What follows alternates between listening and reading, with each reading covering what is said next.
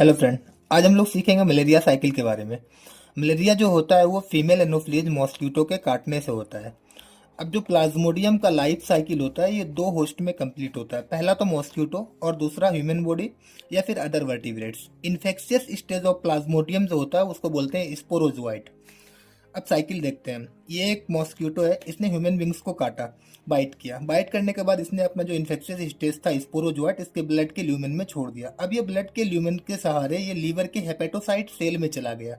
Hepatocyte cell में जाकर के इसने अपना नंबर बढ़ाना शुरू किया by the help of binary fission, and binary fission is a type of asexual reproduction.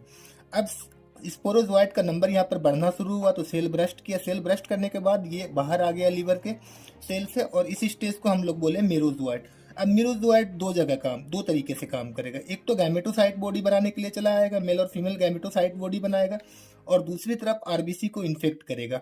RBC को इन्फेक्ट करने के बाद आरबीसी में भी अपना नंबर बढ़ाएगा एसेक्सुअल रिप्रोडक्शन के सहारे। और जब इसमें नंबर बढ़ जाएगा तो यहाँ पर ये निकालेगा आरबीसी ब्रस्ट करने के बाद हीमोजुआइन, जो कि कॉज करेगा time to time fever, chilling effect, ठंडा वगैरह लगता है पेशेंट को मलेरिया में। अब दूसरी तरफ जो इसने आरबीसी को इन्फेक्ट करके गैमेटोसाइट बॉडी बनाते हैं, ये ब्लड के ल्यूमेन में आ गए।